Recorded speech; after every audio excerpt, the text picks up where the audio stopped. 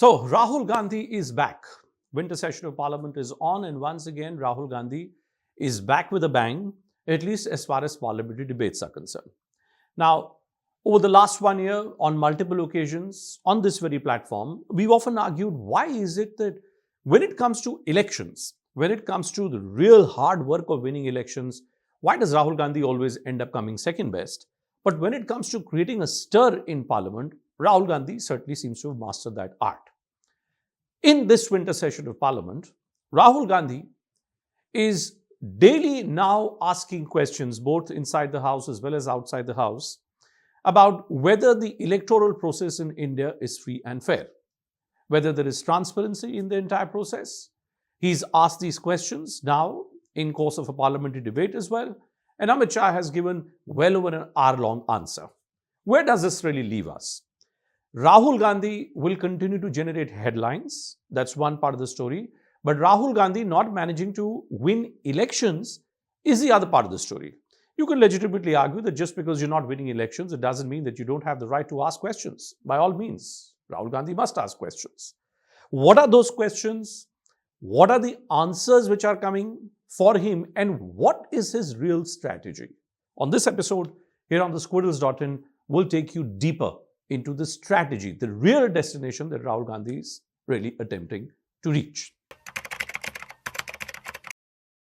So it now turns out, through an article by our friend Rashid Kidwai, who's unwilling to come on video on this one, that Rahul Gandhi has a new mentor, Dipankar Bhattacharya, General Secretary of the ultra-left CPI-ML, is Rahul Gandhi's closest friend and mentor.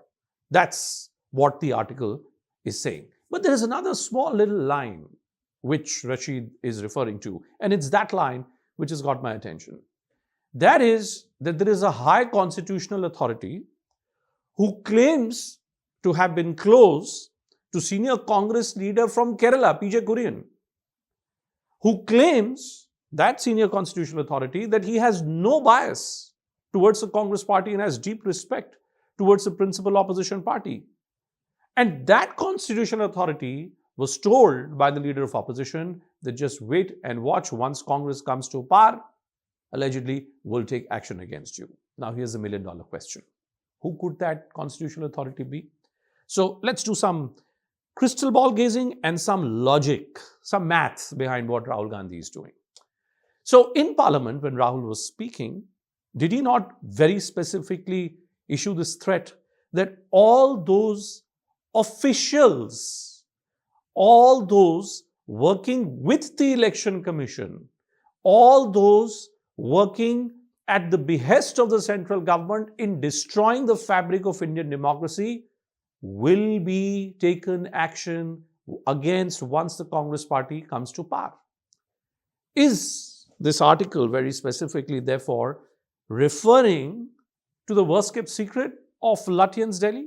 Is it that the Chief Election Commissioner, Gyanesh Kumar, who has consistently come on the radar of Rahul Gandhi, Rahul has named him, has questioned him, his party leaders like Pawan Khera have repeatedly questioned what is the motive of Gyanesh Kumar? Is it that the Chief Election Commissioner actually spoke to Rahul Gandhi to broker truce between the two sides? Now, the Chief Election Commissioner himself is an IS officer of some repute. His daughter is an IS officer, District Magistrate Gautam Budh Nagar. His son-in-law is an IS officer. And he has a rich history of managing the various portals, various courts of the government in a very, very effective manner. Could he have spoken to Rahul Gandhi? And how will that fit with the scheme of things? Because Amit Shah in Parliament took a very clear-cut position. Election Commission's issue cannot be discussed, debated in Parliament, because Election Commission does not work with the government. Election Commission is supposed to be an autonomous body. That's a law of the land. Now, the entire debate is whether Election Commission, specifically the Chief Election Commissioner, is really working in tandem with the government or working as an autonomous institution. To that extent, Rahul Gandhi has certainly stirred up the debate. He may have scored points there, but if his mentor is going to be the CPI-ML leader, it's an open secret that Rahul Gandhi has often found the late CPM General Secretary Sitaram Yechuri as a source of great inspiration. While he was alive Rahul shared a very warm personal relationship with him. Now, from Sitaram Yechuri to Dipankar Bhattacharya, the economic policies, the political policies, the ideas, the ideology is something that many within the Congress may not be in absolute agreement with. Yet Rahul Gandhi is looking towards him for some comfort, for some support. And that's why within the corridors of power, within the inner circles of the Congress party, there is always this fear that is Rahul Gandhi taking the Congress leadership on the wrong path because of the kind of advisors that he seems to have around him. So let's look at Dipankar Bhattacharya. He is actually a very renowned academician.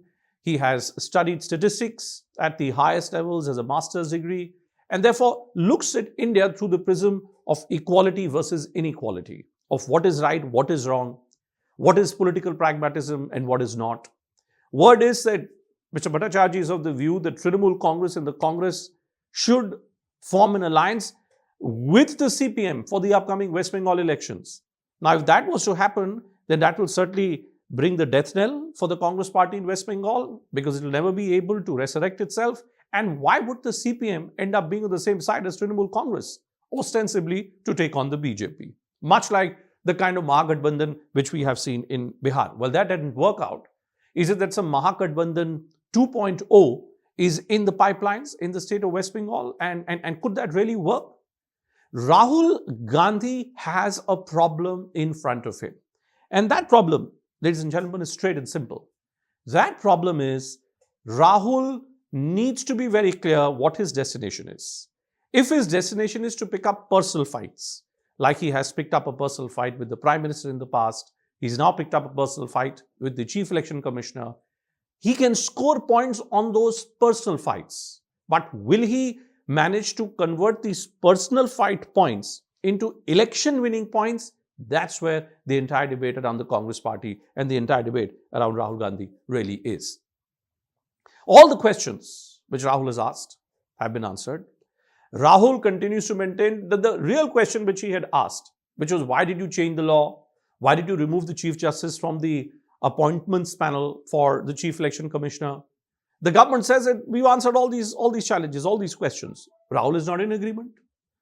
Even almost a 90-minute meeting was held between the Prime Minister, the Home Minister and Rahul Gandhi, ostensibly to discuss the potential names of the next Chief Information Commissioner. Now, what we're being told is that even on that meeting, Rahul Gandhi has publicly dissented. He has attached a dissent note to all the names which were thrown up by the government. And he's very clear that neither for the appointment of Chief Information Commissioner nor the other information commissioners, he's not in alignment with the government. So net-net, Rahul will use parliamentary panels, parliamentary debates to score political points, political debating points, speaking points against the center. And he may win on that one. But will he manage to convert those points into election victories or not? Whether it's West Bengal, whether it's the upcoming BMC elections, whether it's the Goa Zilla municipal elections, on that front, Rahul Gandhi still has a lot of work to do.